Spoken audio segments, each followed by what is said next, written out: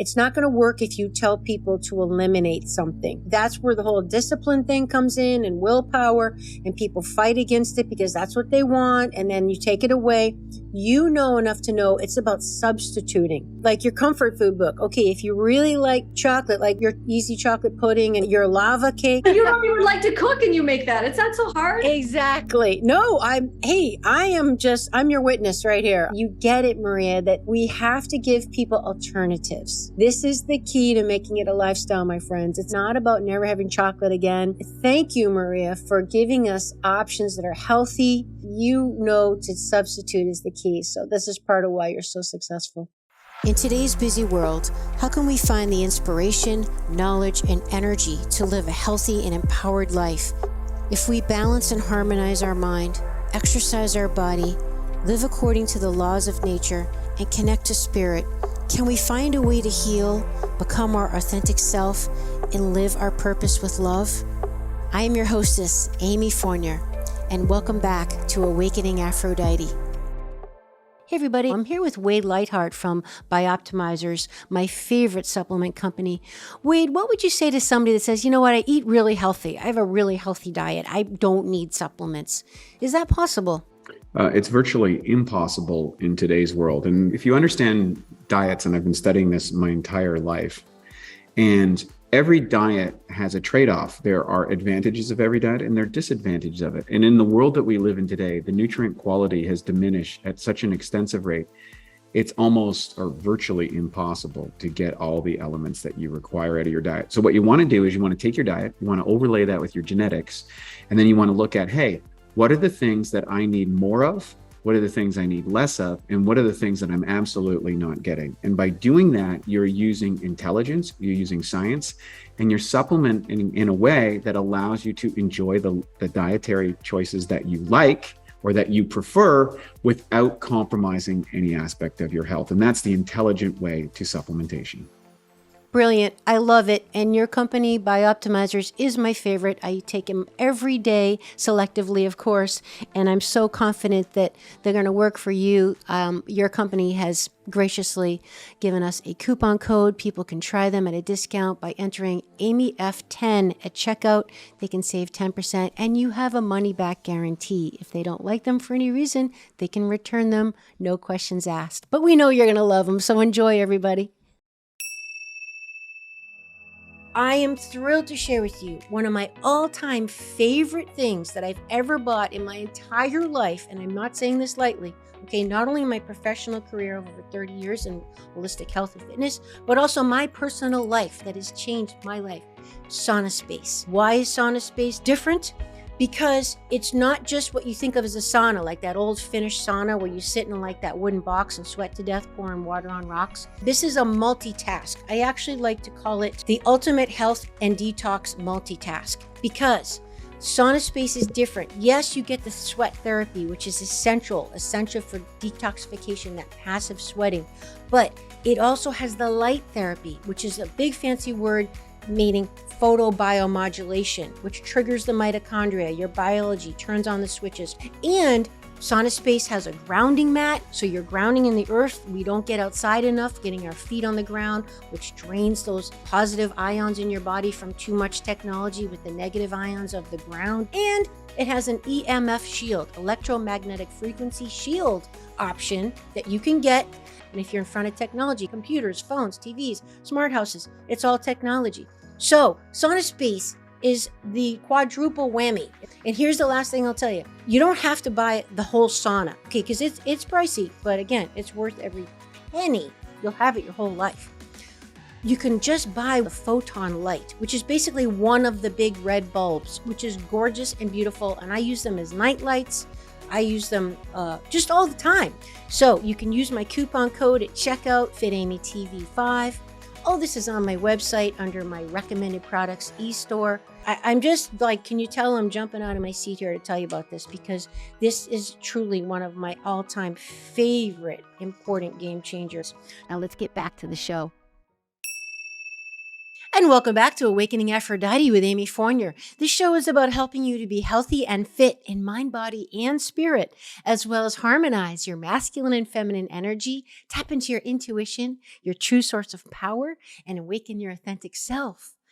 My friends, I'm sure you've heard of the ketogenic diet, people eating keto, and probably seeing it in the grocery store that keto this, keto that, all these new labels, and what the heck is keto? And you might even know people who've lost a ton of weight. And you might even know people who just like eat so much butter and just fat and, they're just going nuts and they still feel great. Maybe you've even tried it and it hasn't worked for you, or you don't get it, or maybe you've even gained weight because of it. Well, you're in for a treat today. I have today one of the biggest names in the ketogenic diet space, Maria Emmerich. I had the pleasure of actually meeting Maria personally and getting to know her quite well, because she is not only a huge, huge name and presence in the ketogenic diet space, and she has been for decades for that matter, before it was popular, but she also does trips. She's involved in private group trips, like ketogenic trips, which you don't really have to eat keto for, by the way. It's just really a matter of going to really amazing places in the world and having everything taken care of for you. And I went on the trip to Italy, and actually my mom went with me. And I think it was back in like 2017.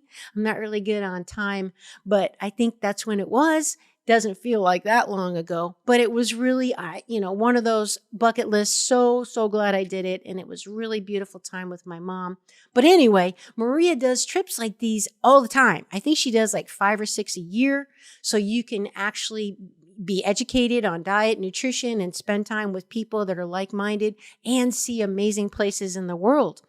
So that's how I actually got to meet Maria years ago. Of course, we stayed in touch, and she's just a beautiful human, and her heart is just of gold. She, like so many of us, found her calling and her mission based on her personal struggles. She struggled with her weight and her health pretty much her whole life, her whole childhood, and that led her down the road to become a passionate nutrition expert. She works with her husband, Craig, and together they help thousands of people all over the world learn about the benefits of changing their diet and how important food is for our moods and our energy, not just our weight. I love how Maria, one of the things that she really specializes on is the work with neurotransmitters and how food can actually directly affect our mental health, because that's one of my favorite topics too. She's actually spoken all around the world on ketogenic diets, and the ketogenic diet is known to help people lose a ton of weight, eliminate diabetes, eliminate medication, normalize hormonal issues, skin problems, mood problems, high blood pressure, anxiety, depression, and even MS. It's had a lot of success. But here's the thing. It's also had a lot of misconceptions, a lot of problems. And I actually was one of those people. So true confession, I actually don't follow the quote unquote ketogenic diet. I'm more of a paleo diet eater, because as you hear me say all the time, we have to individualize our life, our whole life, not just your diet, but even how you think and what you do and how you live has to be from your own inner compass. And your diet is no different. But we can all use some help in learning how to read the signals. You know what I always say, success leaves clues. So learning from people, like how are they doing it? How are they getting it right? We can't argue with success and results. So some people, the ketogenic diet they're killing it. But for me personally, it didn't work. I had to tweak it a little. But some days I do eat a little more ketogenically, and some days I don't. Some days I'm more heavy on the plants, which are carbs, by the way. And you're going to find out if it's right for you. So this show is going to be perfect for you if you have tried the ketogenic diet and it didn't quite work, because Maria is going to talk about misconceptions. Remember, she's the OG. She's the original gangster in this space. So we get it right from her. Misconceptions about the ketogenic diet and clearing that up. We also talk about osteoporosis and osteopenia. The best way to gain weight. Maria gives us actually the definition, and meaning you can flip it around and say, okay, so this might be why I'm gaining weight. Are you doing this one thing? The main benefits of exercise. That's a misconception too. Hint, hint, spoiler alert. It's not to lose weight. You don't exercise to lose weight, but we do talk about what exercise is important for. We talk about the carb and depression anxiety link, and that happens to me. Does that happen to you? Even when they're quote unquote good carbs, I can find myself getting very depressed. Gluten, dairy, autoimmune disease disorders like thyroid problems and arthritic problems. We also talk about being skinny fat and the estrogenic effects of foods and plant anti-nutrients like, maybe that kale is not a good idea. Okay, so there's things we need to know even about the quote unquote good carbs. Okay, we talk about gout and the fructose link. That means fruit, sugar, friends, fruit, okay, and gout, not necessarily from protein. And I get a little personal with Maria because, like you know, she speaks all over the world. She's been on a million podcasts. She's been doing this a long time. So I try to share some stuff with you that maybe you haven't heard before. And I ask her, what's it like being an entrepreneur, a businesswoman who also is a wife and a mother of two? How do you do it all? What can we learn from her on that? And tips for people who either don't like to cook or say they don't have time. Okay, I know that can be me. That might be you. So Maria just goes right for the jugular on that one. You got to stay to the end to hear what she says about that because it's really brilliant. So if you like this kind of topic, you might want to also check out episode 165, The Anti-Meat Narrative with Autumn Smith of Paleo Valley, another person who walked the heroine's journey and found their mission through their own problems and struggles.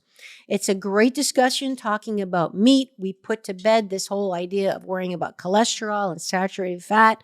And we love the animals. We love the planets. And how do you come to terms with morally and ethically eating meat? We talk about that on the show. And so any vegetarians need to listen to that, not only for their health, but also for their emotional mindset. And episode 131 with the one and only James Barry, celebrity chef. And do you know who Tom Cruise is? Yep, he was his chef for a long time. This guy is amazing, and he created an amazing seasoning that I love. It's an organ blend because organs are the number one nutritious food on the planet, and you're probably not eating them. So you got to listen to 131. And James gives his professional cooking tips, particularly if you have kids and getting them to eat healthy. You got to listen to that show, 131. And lastly, episode 124 with Zen Honeycutt, the founder of Moms Across America. This is the warrior goddess, my friends, Zen Honeycutt. We talk about GMOs and food supply and some general stuff about diet that you probably would want to know if you're interested in the topic of food. So here we go. Let's now get a great education on Maria. And if you want to support me, like the show, follow the show, share the show, and take it to the next level by leaving a review. Check out all my favorite products and my coupon codes on my website. And let's now join Maria. Welcome back to Awakening Aphrodite. Maria, wow, what a pleasure to finally have you on my show. I'm thrilled to share you with my audience, my friend. You've been in my thoughts a lot. I just getting back from Italy. That's where we met. And you were just such a amazing, everybody was awesome on the trip. You know, who comes on the trip and isn't amazing, but you right? You and your mom had my heart from the beginning. So I agree.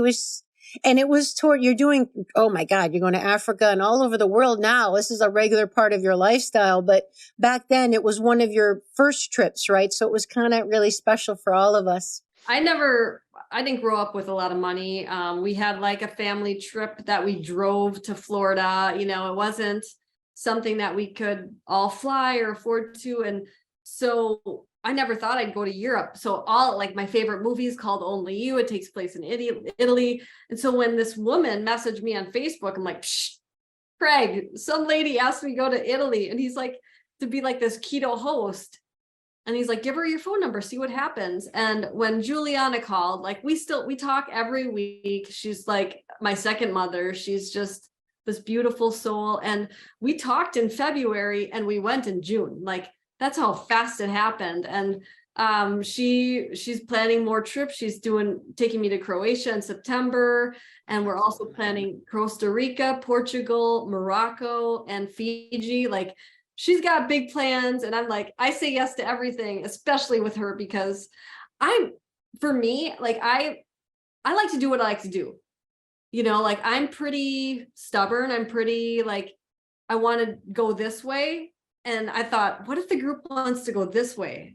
But I have to tell you, I love going the group's way because it's always a small group. We have like 13 people. So it's not like 30. And it's so nice to, especially you and me, we plan everybody else's life. It's exhausting. So to show up at the airport, literally show up, there's a driver for you with your name on it. There's always a beautiful hotel for you to sleep in. There's always transportation. There's always tickets to, remember how we went to the Vatican and we walked in front of everybody? I felt really guilty. I was like, sorry. I know. Yeah. Like everything, every little detail was beautiful, planned out, and you just had to show up. And I was going to tell you earlier, when we got off that private boat on the island of Capri, I literally started crying. And I'm not much of a crier, but I was like, wow, I just never pinch me. Like, this is just unreal. And be able to do it with like-minded people, whether you're keto or not, you're interested in health in some ways, right? And it's just so cool to bond with people. And, you know me, I was like, if you want limoncello, if you want pasta, I don't care. But it was just cool to bond with people and learn and just open up about our struggles with health and wellness and our successes. It was cool. Well, there's so many things in that. And I'll just say to your first point that yes, because what I'm hearing you say that one of the things you love about the trips is it's all taken care of for you. And that's your ability to step into the feminine. And that's a big part of my show, holistic health and wellness. And I know we're going to get into diet today is super important because that affects everything. But, helping women like you and me in particular. Now we have a lot of men, about 20% of the audience is male, which is wonderful. But it's really about helping women like you and me that are, mission oriented and feel like I want to help and I'm driven and work a lot and on all that stuff and push, trying to help us also access and live more in the feminine when appropriate. And what I hear you say, that way. Yes, that's a big part of what my show's about. Yes, huge. As soon as I got back, I felt different. And I was like, I really missed that. And it was that letting go. I felt very feminine Balance. There. I felt very different there. And you're so right, that feminine. Yes. And because your job, like you said, you're responsible for these people's lives and they're trusting you and all that stuff and all your work. And good Lord, I don't even know how many freaking books you have, girl. That's like, you are the most prolific chef I've ever met in my life, which I want to talk to you about because I don't know how you just get so inspired by so much variety. But let's just stay on this point because it's important for the audience that there's a beautiful outlet for you as a woman who has to be a lot in her masculine to get her stuff done and to be who she is in the world, has this outlet that you found that you can just, I'm not driving. Where are we going? I don't know.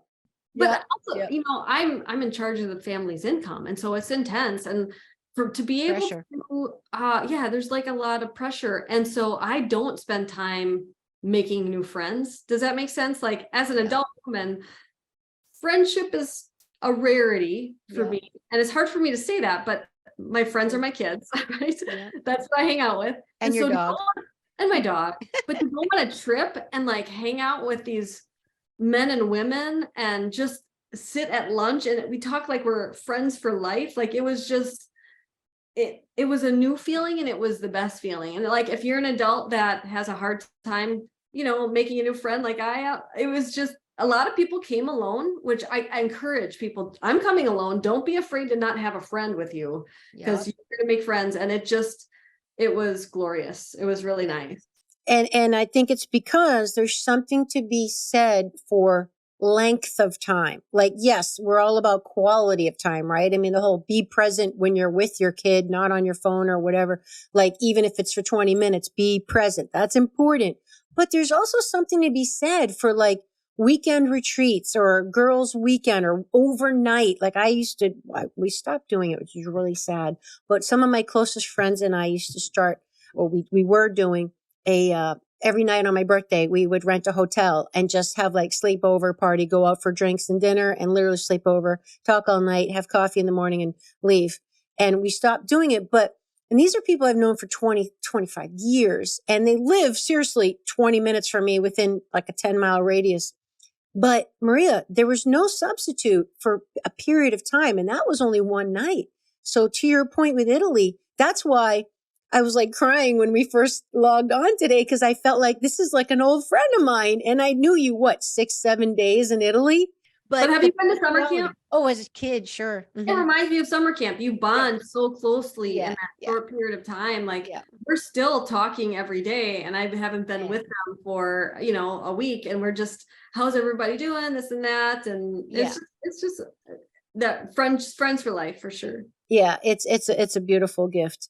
So, all right, let's now get into your story, which I know you've said a million times, but what I'd really like you to share with the audience is the part how your dog was sick when the vet mentioned, what are you feeding the dog? And that's what put 2 and 2 together for you to think about your own diet. Because where I'm going with this is because people don't get asked that by their primary care or their doctor, whatever. Maybe a little bit more now, thank God. If you're lucky, you've got someone who's a little bit clued in.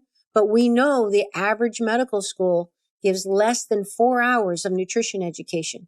I mean, think of all the hours and years and time they put in.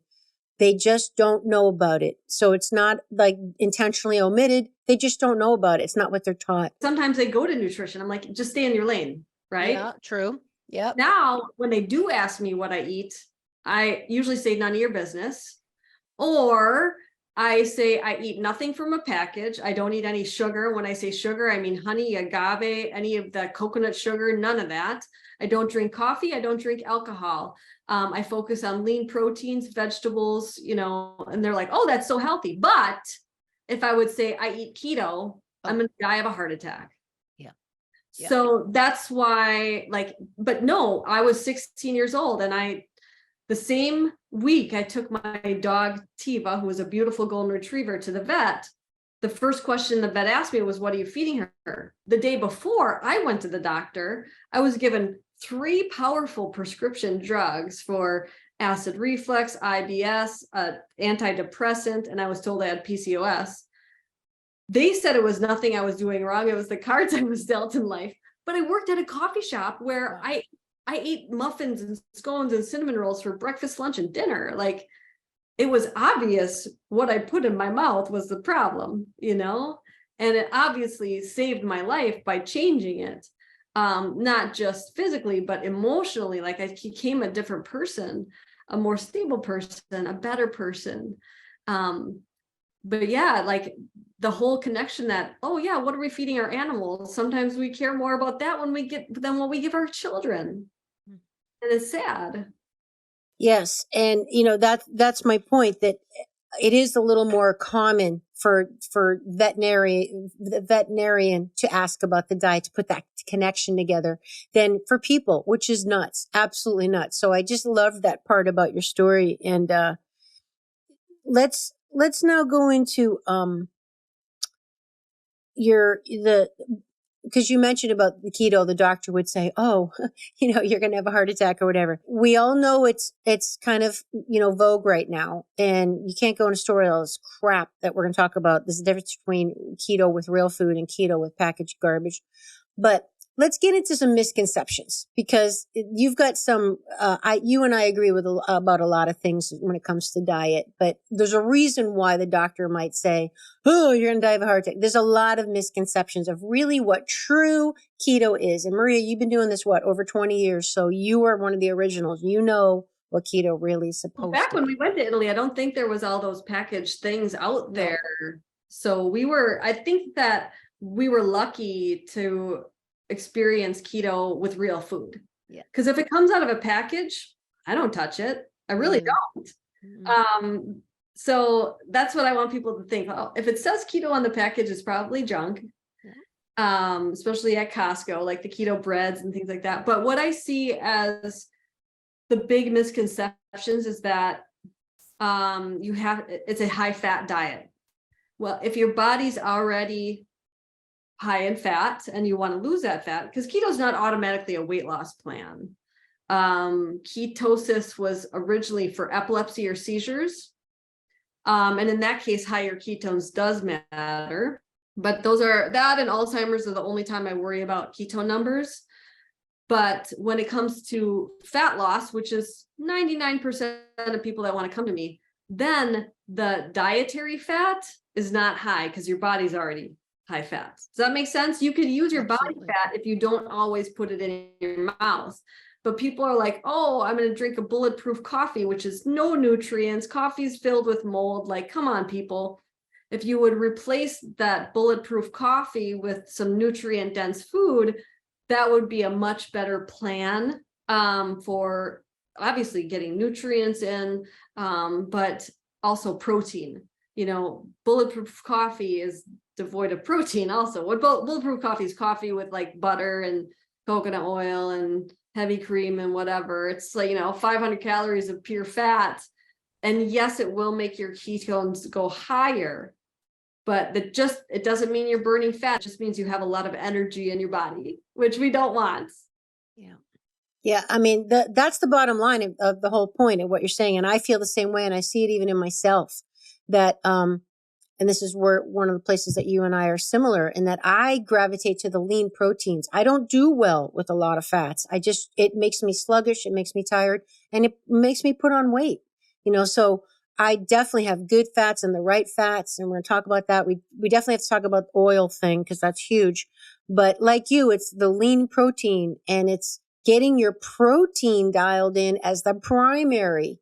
And please tell us why that's important and how, if you're trying to lose fat, you don't want to eat a lot of fat because like you said, your body's going to use the fat first that you're eating, not you want in your body. I mean, fat has one place to go and it's to your fat cells. And then you can either use it for energy or you can store it. So it's your choice. If you're very active, I'm very active. So protein's not a good energy source. It's great for building your muscle, making beautiful hair, nails, skin, but it's not a good energy source. So then you have to choose, is it going to be carbohydrates or fat? And for me, I'm definitely always going to go towards the fat for my energy source. And then you just have to make sure that it's healthy fats and good fats. But that's where it depends on how active you are and how lean you are. If you are overweight, you could use that body fat for fuel. But if you're very lean, then you have to choose an energy source because you don't have energy on your body to use. Most women I meet are not eating near enough protein as they should. And you want to get like 0.8 or 1 times your lean mass. And your lean mass is your muscle mass. So most people, they overestimate their body fat percentage or underestimate, but about 80 grams of protein for a woman, but it goes up with age. Yeah, that sounds low. Yeah, I'm just saying but the recommended daily allowance is like half that.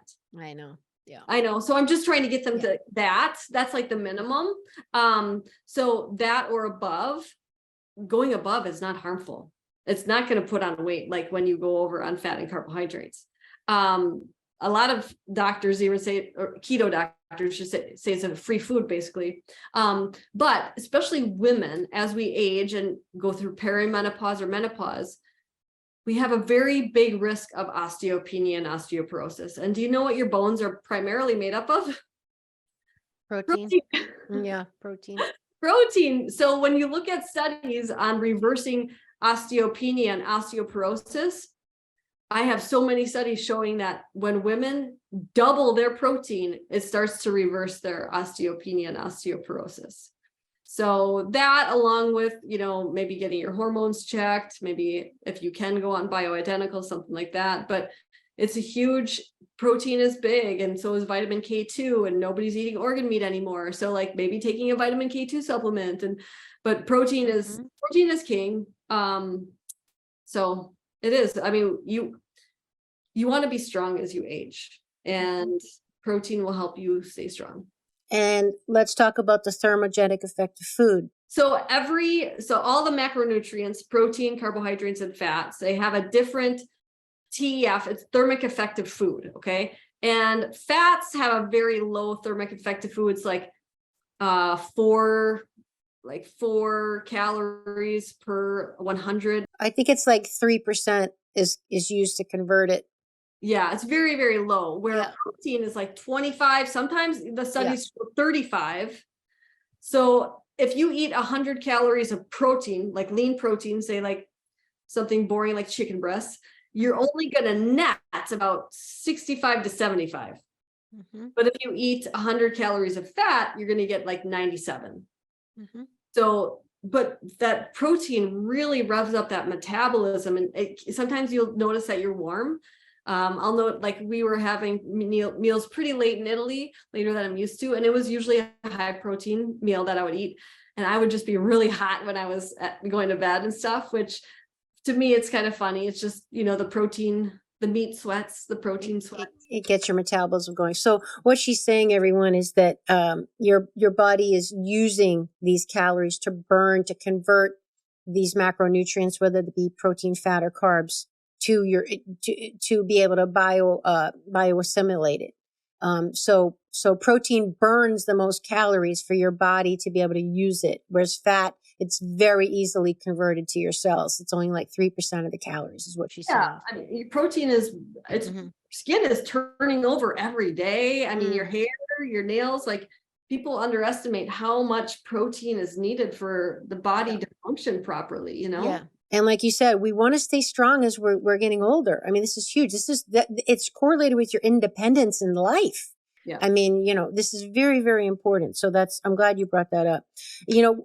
I've heard you say that where people get into trouble, and I've seen this too and know it with myself, is with the carb and the fat thing. So the protein is the constant. You want to hit your numbers. And after that, everyone's unique, Maria, with how many carbs they can get away with depending on their activity level, all that, the fat. Tell us about your experience. Yeah. The more muscle you have, the more places you have for glucose. Okay. That's the whole idea of reversing type 2 diabetes or insulin resistant. You want to shrink the fat cell and gain or maintain muscle. Like you're going to give more places for that sugar. And when I say sugar, I mean carbohydrates. Some people don't associate when you have the crackers. It's the same as eating actually a blizzard. People don't think a 9-ounce bag of potato chips turns into more sugar in your bloodstream than a small blizzard does. Holy crap. I know, but we don't associate the two when they're like, oh, I don't crave sugar, I crave salt. I'm like, well, is it salt on broccoli or is it chips? Because the chips is the same as the sugar, but when that enters the bloodstream, if you have more muscle mass, it has more places to go. So you can technically get away with more carbohydrates. And the same with fat. Like the leaner you are, the more fat you can get away with for your energy. But when you combine the two, fat plus carbohydrates, it's a great way to put weight on. Have you heard of Naked and Afraid? Isn't that a show? It's a show. Yeah. Okay. I don't watch it, but I think I've heard of it. Yeah. There's a girl on it this season, and she contacted me, I don't know, 6 months ago. And she's like, Maria, I'm going to be on Naked and Afraid, and I need to put some weight on so I can survive on the show. Right. And so the best way is fat and carbohydrates. So she just wanted to put on some healthy weight, but also fat, because the muscle's not a good, energy source in the woods. If you need to burn something off, you want to burn that fat off. So it was fat and carbs. She put fat on really quick. Well, yeah, I think most people don't have problem in that regard. I also love how your message is consistent with mine, that exercise, absolutely critical, super important, but we don't use it to lose weight, that it has other primary benefits. Let's hear what you have to say about that. Yeah. I mean, I started exercising to lose weight, and I was putting weight on, and it was because I was doing wrong time of day, the wrong thing, this and that. You can't outrun a bad diet, but I was doing that. I was running marathons, putting on weight. But when you get your diet dialed in and you see exercise as enjoyable, that's when you will find success, because you can't do stuff you hate just to like, oh, how many calories did I burn? How much time do I have left? Yeah, you have to find something you love and is enjoyable. And like, I don't really like going to the gym, so I do my stuff outside, and I can go longer and stronger, and I enjoy it much more. But for me, it's more of an antidepressant. Like, it's definitely a mood lifter. I feel like it was a full day when I do some sort of exercise. It feels like a much more complete day. I used to hate exercise. But that's why I try to help people find what they love. And, that's the biggest thing. If you don't love running, don't do it, Mm-hmm. And I'd say too, another secret, and I, like you, have been in the fitness industry for many decades. And one of the secrets too is 9 times out of 10, you're not going to feel like it beforehand. Like, I don't really know anybody who's like, oh boy, I can't wait to go running or kill it in the gym or whatever.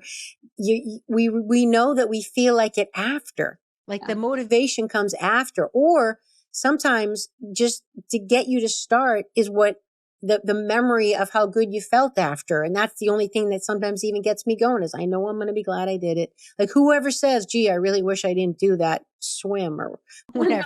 Yeah. No one says that, so that's a secret. Like, I hear that a lot. A lot of people think like, well, I'm not like you. I don't like to exercise. Now, I was an athlete. I do like to be active, but there's so many times where I just don't feel like it. And the mood thing is key. I mean, exercise we use for our mood, and I would add to burn sugar, to burn that sugar in your body. Yep. It's definitely a mood booster that, it's hard. Like during COVID, when everybody was so sad and lonely, they would reach towards alcohol, which is a depressant, Yeah. But there was a few people like us that, went to the gym or worked out in a basement or whatever, not the gym, whatever was open.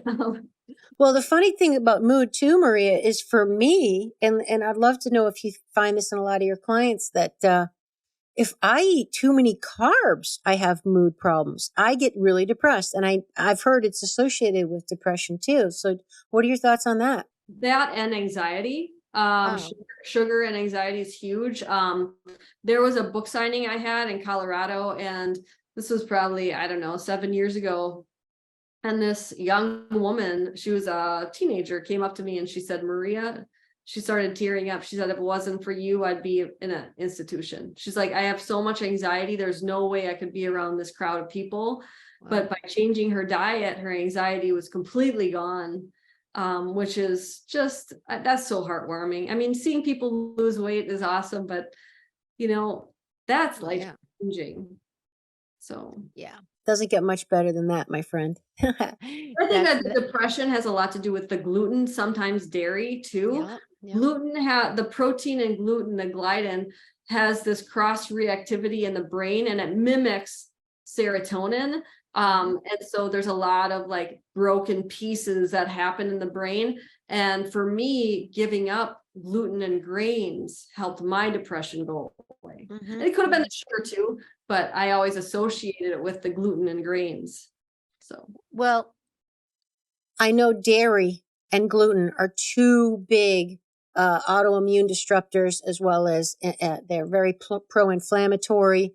What is your experience on that, on having people? And that's, for that point, a lot of people benefit from paleo or keto or any of this stuff, or really any diet, because sometimes it's about just what you're not eating. You stop eating all the dairy, or you stop eating the legumes and the soy and the packaged crap. Hopefully, what are your thoughts on the dairy and the gluten link and how that's associated? Oh, 100%. When I work with people with autoimmune, which is, I would say 90% of clients that come to me, they also want to lose weight. They have autoimmune issues, whether it be Graves, colitis, thyroid, Graves, asthma.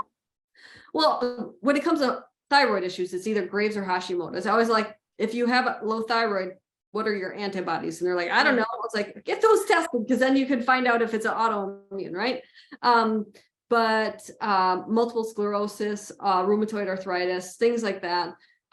When they do eliminate gluten and dairy 100%, In rare cases, you have to go further, like eggs or something, but it's usually getting rid of the dairy and the gluten. And obviously I don't do any soy or things like that, but they will go into remission. They will find they can get off medication, which is my number one goal in most cases. Like, I know what your goal is.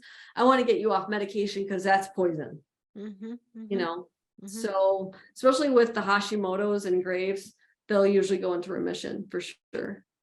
And I'll add too that when I was, cause I went through a period where, you know, I think you did too, probably back in the beginning of our careers, where whey protein was the thing right after workout. And we now know that that's not a good idea anymore. Not only does it spike your blood sugar, but well, it's dairy. So, I was having a lot of hair loss and a lot of joint issues. And I know for sure, I now know it's dairy. So you know, and you probably hear that a lot, you know, people, hair loss can be lack of protein most likely, but for a lot of people, like, and I'll say, just try not having any dairy. And like, sometimes they're like, I don't believe it. Like, why doesn't anybody know this? Or like their skin, a lot of acne will come from dairy. I see that. Oh, I didn't know that. Okay. In some children close to me. But they also have to make their own choices too, you know, being teenagers, right? Yeah. And they know when they cut it out, it goes away. But food is hard. Food is hard because I feel like that addiction is harder than like alcohol. And don't hate the messenger here. Listen, with alcohol or drugs, you can avoid it. Yes. I gave up alcohol because I drank way too much. And with food, you have to choose to eat. And choosing one thing over another every day is really hard. You know, it's really, really hard. And so I get people with their food addiction. I'm grateful that I had to change my addictions at age 16 because my friends are in their 40s. They're like, oh crap, help. Because, you know, another thing too is we're a vain society. I had a client who was 35 and she just had her first child. She was 105 pounds, type 2 diabetic, that was eating so much sugar that she was having strokes. Oh, whoa. She said, Maria, I wish I would gain weight when I cheated, because to you and me, she looks like a healthy 105-pound woman, right? Maybe even a little underweight. I can't believe she could get pregnant. But the thing is she didn't have a lot of fat cells. The ones she had were stuffed full. And this is the whole Asian paradox. Why can the Asians stay thin but eat all the rice and, you know, sugar chicken and stuff? It's not because they don't have type 2 diabetes. They do. They just don't have a lot of fat cells. Their genetics, they don't have a lot. You're actually lucky when you do gain weight. That is a protective mechanism from getting diabetes.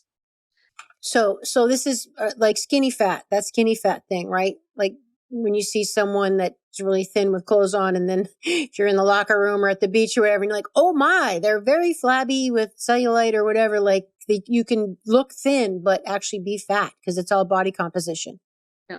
Yeah. Crazy. One of the things I wanted to ask you about too, we need to mention in this regard is the estrogenic effect of foods. So what do you have to tell us about? What are your tips on that and what we need to know about what's happening with that? Well, let's back up with the types of estrogen. There's 3 different types of estrogen, because you'll get women that are in menopause are like, I'm low, I don't have any estrogen, bring those foods on. And I'm like, hold on. There's healthy estrogen that comes from our ovaries. That's what we want.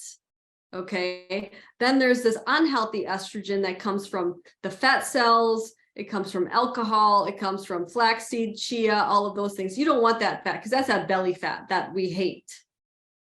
And then there's a third type of estrogen that comes only when you're pregnant. But what's interesting is when you go through menopause or perimenopause, you know, that weight gain that they all hate, it's usually your thyroid will slow because your ovaries are no longer putting out estrogen, the good kind. Okay, so your thyroid will slow, so you fatten up, because guess what? Your fat cells has estrogen too, and you usually put it around your belly.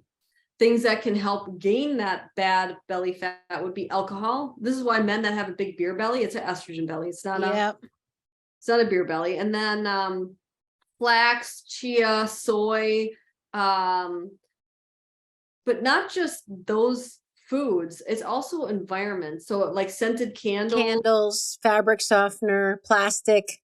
even like makeup. They tested these 17-year-olds and they took away their MAC makeup for 3 days and their toxic estrogen went down by 73%. Mm-hmm. So, and people put that makeup on every single day. And I'm not saying it's all bad, but I'm saying most makeup that you get at Target is junk. But like all the lotions and potions we're putting on our body, pollution, like we are living in an estrogen bomb, drinking from plastic, heated, like that. When you put like, my mom, I love her dearly, and I'll tell her this every time. She uses a slow cooker, but she'll use a plastic lining and use that so it's easier to clean up. And I'm like, I'll clean it for you, okay? Yeah. But like, or heating things in Tupperware, that type of stuff. Yeah, I've got you to thank for my Instapot. Yeah. And I got one of those blenders to make your famous protein bread. And so I think of you every time I use the stand mixer? Yes. I got I thought you were gonna, when you said blender, I was thinking the pudding that Halle Berry likes. Oh, I don't know. Like, no, I guess it's not a blender. See, it tells you my cooking skills. I'm lucky I didn't call it a toaster. In my next life, I'm going to have you come cook for me, but okay. Yeah. All right. Before we get into your amazing cooking stuff, I just want to close this window on, you have to tell us about plant anti-nutrients, because this is very important. I know you're very well versed on the whole carnivore diet. We're talking about keto and emphasizing protein from real sources. Please educate us on what we need to know about plants and anti-nutrients in plants. So this is something I usually avoid with, new people coming to keto and stuff, because I wasn't ready to hear this. Not that long ago, I was like, what? Spinach is bad for you? What? You're crazy. Kale is bad. Kale's causing kidney stones. Kale's causing pain. No. So my husband, some of you know, he got Lyme disease many years ago, decades ago, and it caused his immune system to be very weak. And he got something called ankylosing spondylitis, and which causes a lot of pain. It causes your joints to basically fuse to bone. It's a disaster. Anyway, wow. he was on the quest to not be in pain anymore. Mm-hmm. And he found the carnivore diet, and he's like, I feel like a different person when I get rid of plants. And we weren't eating a ton of plants, but even just like a little bit of coleslaw on a burger, or the spices, like using red pepper flakes and things like that, was causing a lot of pain. And I was like, what? And then he did a presentation called A Case for Carnivore, which is on our YouTube channel. And I sat in the front row and my mind was blown. And he showed about all of these anti-nutrient. He wasn't even telling me about this. And I was like, what? And then the more we dove into it, and he showed me the studies and the science, there's things called oxalates. And oxalates are like little crystals. You find them a lot in kiwi, spinach, kale, chocolate, bummer, nuts and seeds. And so what they do is they bind to nutrients like calcium, and they'll build up in places like your kidneys, causing kidney stones. And so we're blaming the wrong thing, because no doctor is going to tell you, don't eat any spinach, don't eat kale. But that's what I'm saying. Like, get rid of all of the oxalates. If you tend to have a lot of kidney stones, get rid of the oxalates, get some vitamin K2, because vitamin K2 will get the calcium into the bones where you want it to be, out of the places like the kidneys and building up there. So like oxalates are just one, and they're discovering new anti-nutrients all the time. And if you think about it, like our ancestors, they ate meat. Like that's what they ate, maybe some roots, but they weren't eating plants. And most of the plants we've created to be edible. Like the first pumpkin was poisonous. It would have killed you to eat it. So scientists bred it to make it into pumpkin pie. You know, Oh. the first tomato was high in the Andes Mountains and it was so bitter, nobody would have ever eaten it. But now it's sweet and delicious and we make ketchup. And like the first peach, it was small and it had a huge pit in it. It wasn't even worth trying to eat anything from it. It was so very bitter too. Yeah. Bitter. The first watermelon was about 2 inches and it was all seeds. Now you buy these huge ones that are seedless. So we have changed and we commend our children. Oh, they love their fruits. It's just candy. Nature's candy. Nature's candy. Yep. So I wish that, like, if you eat fruit, more power to you, but I want you to see it as a dessert. It is nature's candy, but we don't. We see it as a main dish. We see it as a substitute for, you know, like, oh, my kids don't want to eat this, so let's let them have fruits and stuff. No, make them have protein, and then maybe, you know, like a few berries or something like that as a dessert. But it's not like, here, have a smorgasbord of like fruit. I don't know. And there's a big association of fruit with gout, and people don't think about that. When they get gout, they think protein, and it's like, no. So please, you were saying fructose? Gout, yeah, fructose is the major cause of gout, which is like, we've been wrongly blaming protein for a long time. But I actually had a dear friend. She was keto. She went down to Panama where she just got all of her fruit on because it was, you know, lush, like mangoes and fruit. Papayas. Yep. She got gout so bad and she, you know, stopped the fruit and it went away in a second. But looking into that, Gary Taubes even wrote about it, how, you know, fructose is the true problem with gout.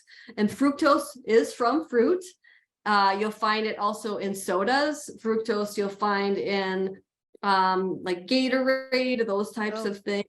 So, but juice, you know, like people think, I mean, they think orange juice, grape juice, apple juice is so healthy for kids, but it's nothing but a big fructose bomb. Yeah. And even like some of these sparkling drinks that are kind of hybrids, a lot of times it says no sugar, but it has fructose in it. And it's like, hello. I mean, that we could go on a whole nother show, Maria, about marketing and labeling misconceptions. The dude I talked to you before this, he owns a bunch of nursing homes in Arizona, and he's transforming their lives cooking only from my recipes. Wow. I need the name of that, because when I'm ready, I'm going there.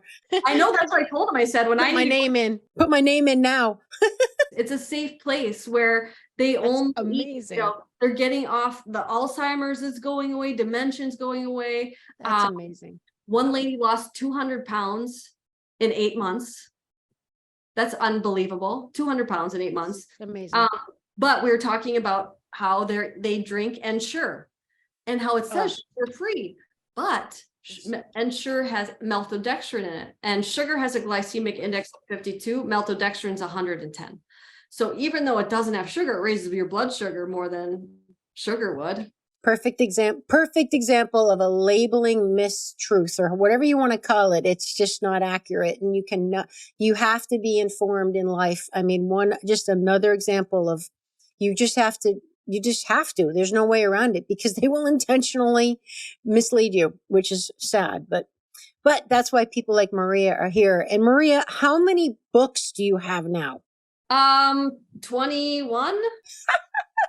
That is so insane. I literally have probably like 8 of them. I love, I feel odd without working. Like sometimes going on vacation is like hard. Getting rid of my masculine side, and I feel odd at first and uncomfortable. And by the end, I'm like, totally chill and relax. But it's very hard for me at first. I feel I don't know what to do. I can't do just nothing. I need to. I got to do something. So tell us more about Maria Emmerich's personal challenges, being the superstar that you are. I mean, so you're very driven. I mean, what other things, Maria, would you like to share with us to help people know that you're a real person? Like, what do you struggle with? Oh, I'm very impatient, because when I want to get something done, I get it done. And when you rely on somebody else, I'm super impatient. So I would say like that's like one of my biggest downfalls is my patience. And I think with my husband's illness, it's taught me to be patient, so a big life lesson has gone on there. I mean, I'm dealing with a lot of eye pain today. I had LASIK surgery. And so there's one bad thing that can happen with some people that get LASIK, and I got it. And so now my eyes are bothering me. So if I'm blinking a lot, you can see it's really red. Oh, no, we can't see it, but okay. Oh, I'm sorry about that. Well, that's okay. But I always had really bad eyesight. So it's a long story, but I had a lens insert, but that wasn't strong enough. So I had LASIK on top of that. Oh, okay. But it's really cool to be able to see now.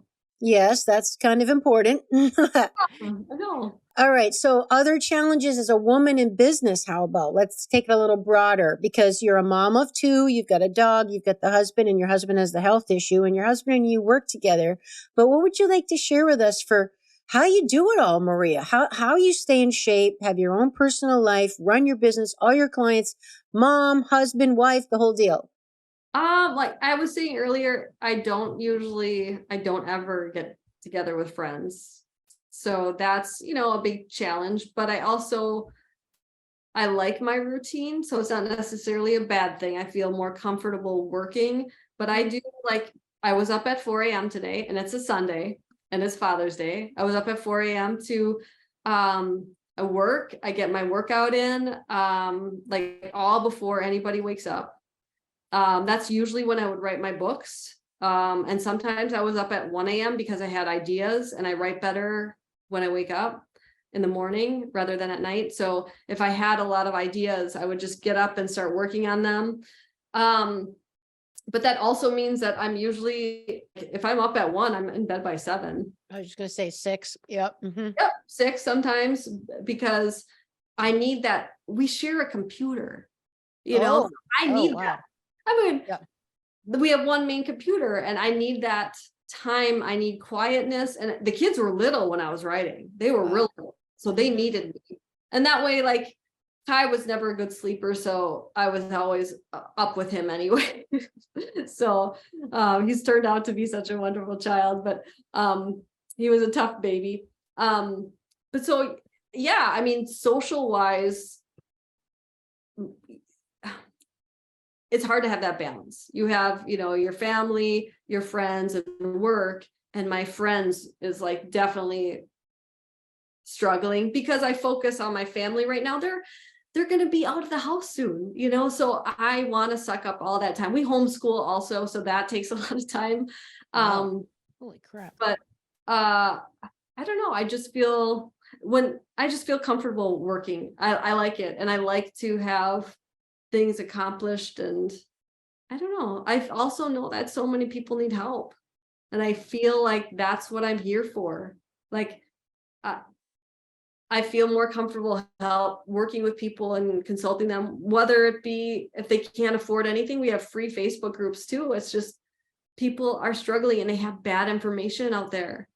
And so I want to try to scream at the rooftops, like, you got to, like, food is everything. But like, you wouldn't put a diesel into a gas engine, but we're doing that all the time, and we expect that our bodies to work and function. And why do I have migraines? Why do I have, why don't I have a cycle anymore? And I'm 25, like. And my favorite is what they told you and what they've told me. It's either your age or your genetics. And that's basically like, we don't know is the answer. Here's some medicine that can help you. Yeah, absolutely. So you and I are very much alike with our missions. So Maria, tips for people who say, and I know you hear this all the time, I'm too busy to cook, or I don't like to cook. Like, you're blessed. You like to cook. I can hear it. Okay. So tell us. I can handle if you say I don't like to cook. I have answers for you. But if you say you're too busy, nobody's busier than me. That's right. And I'll back you up on that. Absolutely. So tell us, what do you say to people who say they're too busy? Like, what do you have tips, tricks, shortcuts? What do we do?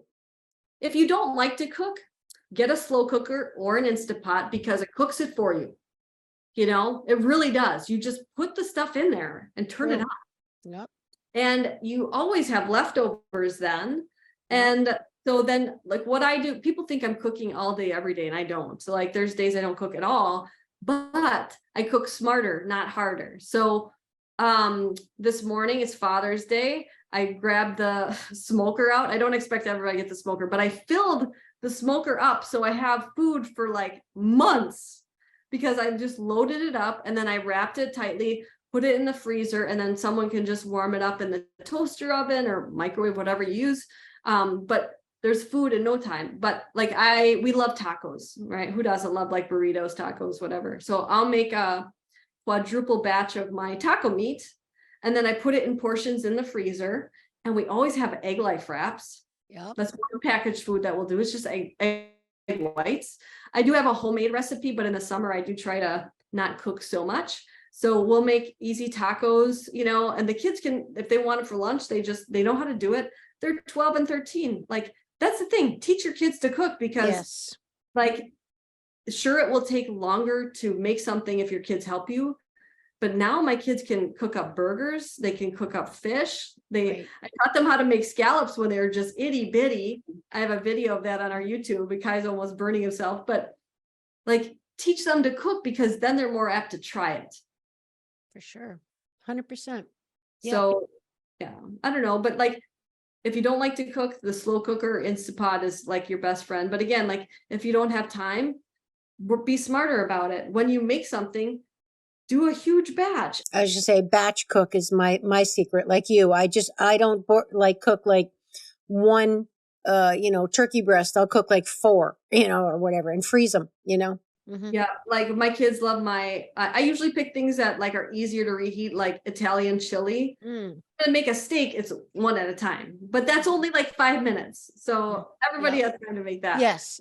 Right. But like my Italian chili, it tastes like pizza in a bowl without the dairy. It's really good. But I'll do 8 pounds of that. And then they can heat it up as needed. A lot of soups reheat really easy. My pudding, if you haven't made my chocolate pudding made with eggs, it took me about a month to get Halle Berry to eat it, but she loves it. She has it for breakfast often. But that's filled with protein. It's made with eggs. So if you're sick of eggs for breakfast, try that, Yeah. That tastes great left over. I think it tastes better left over. And then it also makes great fudgesicles too. Yum. Yeah. So what is the secret to you being so prolific? I mean, yes, you love to cook. All right. So you got that going for you. But Maria, 21 books, basically, well, they are all keto. So you're dealing with just a finite amount of ingredients for the reasons we said earlier in the show. How do you do it? How do you get so many varieties out of these basic foods when, the average person eats between 10 and 12 foods, like all the time, like 10 and 12. Okay. I know, but I'll keep meeting people that are like, oh, I can't do this diet because there's not a keto Pop-Tart. I was like, I got one. Yes, you do. And your comfort food book, okay? Like mac and cheese and all. You said chili, all these things, like you converted it. And here's the thing, everyone. It's delicious. Okay. Like she could not have 21 books and be this popular if your food wasn't delicious. So there are recipes that flop and it gets very expensive. Like, I don't think, don't just put a recipe out there just because, but they all have their different lane. Like the comfort food book is definitely Southern comfort food, cheesecake. It's comfort food. It's not diet food. It's comfort food, right? But then there's the easy dairy-free ketogenic cookbook, which is one of my favorites because it's easy recipes. They're dairy-free. There's all autoimmune protocols in there. There's nightshade-free meal plans in there, but they all had their lane. There's a carnivore book. There's the sugar-free book, the sugar-free kids book. They all were picked in different, and this was not really planned. I thought I'd write one book, right? But they all have their section, like for easy recipes for busy people that like, because when someone's like, what book should I get? I was like, do you like to cook or not? Yep. That's where I start. And then I say, are you dairy free or not? And then I can kind of pick which one would be good for them. Okay. So doesn't like to cook dairy free. What about easy dairy free? Easy dairy free ketogenic recipes. Yeah.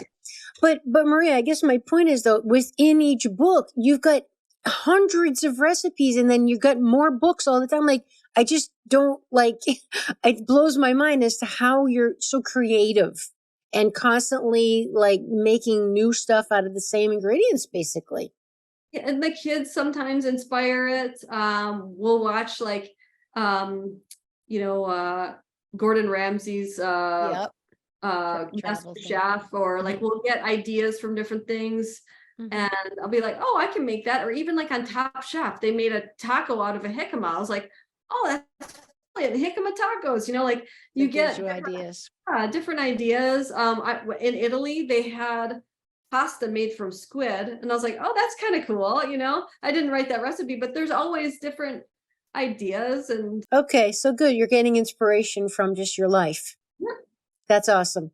And I'll just say too that one of the brilliant things about you, which is why it's so effective, is because it's not going to work if you tell people to eliminate something, because that's where the whole discipline thing comes in, and willpower, and people fight against it because that's what they want. And then you take it away.